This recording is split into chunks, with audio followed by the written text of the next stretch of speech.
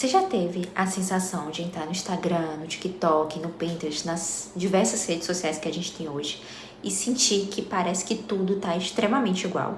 E o mais curioso é que a gente nunca teve tanta referência disponível. Mas eu tava pensando aqui que eu acho que isso pode ser realmente o problema. Porque hoje a gente tem um volume de imagens que a gente não tinha antes. A gente tem diversas redes sociais, diversas formas de busca hoje, sem a gente precisar sair de casa. A gente pode acessar e saber tudo que está acontecendo no mundo. E além disso, a gente está sendo guiado o tempo todo pelo algoritmo que está ali nos dizendo o que, quando ele vê o que a gente gosta de consumir, ele está ali sempre mostrando algo similar pra gente. Então hoje com a internet a gente tem essa infinidade de possibilidades visuais que a internet promete e a gente consegue ter acesso muito mais fácil, muito mais rápido. Mas ao invés disso ampliar ainda mais a nossa criatividade ou ampliar ainda mais o nosso repertório, parece que isso está fazendo com que a gente repita muito mais, a gente veja muito mais repetição de coisas. E a referência nunca foi o problema. A gente precisa de referências, né? A gente precisa consultar, estudar o que está sendo feito, o que está acontecendo no mundo, o que outras pessoas que são de áreas parecidas com a nossa, ou da mesma área que nós está fazendo e está dando certo. A gente precisa disso, é importante isso, porque isso serve para ampliar muito mais o nosso repertório. Mas esse vídeo aqui é para que a gente possa prestar atenção e ter cuidado de quando essas inspirações, esse repertório saia desse lugar de repertório e vire um lugar de produção automática. E como eu falei, né, o algoritmo ele tá sempre guiando o que a gente está consumindo, o que a gente gosta, ele vai mostrando coisas parecidas pra gente.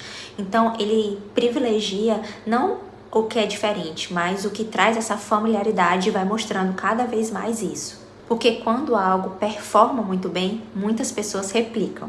E é esse resultado que a gente acaba vendo, né? A mesma paleta, a mesma luz, o mesmo design e as mesmas estéticas. E a internet tem transformado a estética em fórmula cada vez mais rápido, né? Antes a gente falava muito de tendências e agora a internet fragmentou isso nessas tribos, né? Nessas estéticas que hoje a gente vê cada vez mais surgindo novas e muito rápido e todo mundo replicando isso o tempo todo. Outro dia eu estava lendo uma reportagem do Business of Fashion que estava falando sobre a geração Z, fazendo essa relação da geração Z com o estilo pessoal. E talvez seja por isso que essa geração tenha criado tanto essas microestéticas. Exatamente como eu falei, né, que a estética ela deixou de ser tendência e ela passou agora a ser uma identidade, né? São essas tribos que são formadas por essas estéticas. Mas aí vem o questionamento, né? Quando todo mundo está performando identidade, a identidade começa a aparecer também mais uma fórmula. E talvez um dos maiores exemplos disso, né, que eu acredito que muitas pessoas já devam ter ouvido falar ou se esbarrado com esse termo, seja o Quiet Luxury.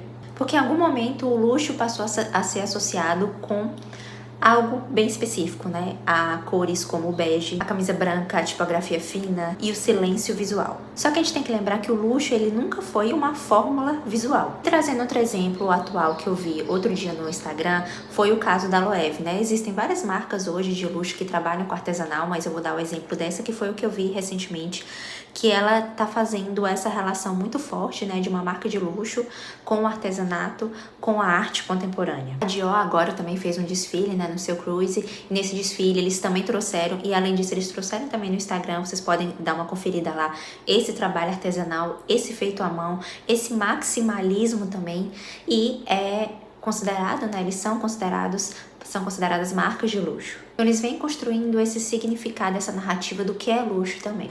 Porque quando a sofisticação ela passa a ser uma estética que também é replicável, para de ser uma sofisticação. Voltando aqui ao começo desse vídeo, né? Talvez esse excesso de referências esteja fazendo a gente perder uma coisa que é muito importante, que é a nossa própria percepção, o nosso olhar sobre aquilo, a nossa interpretação.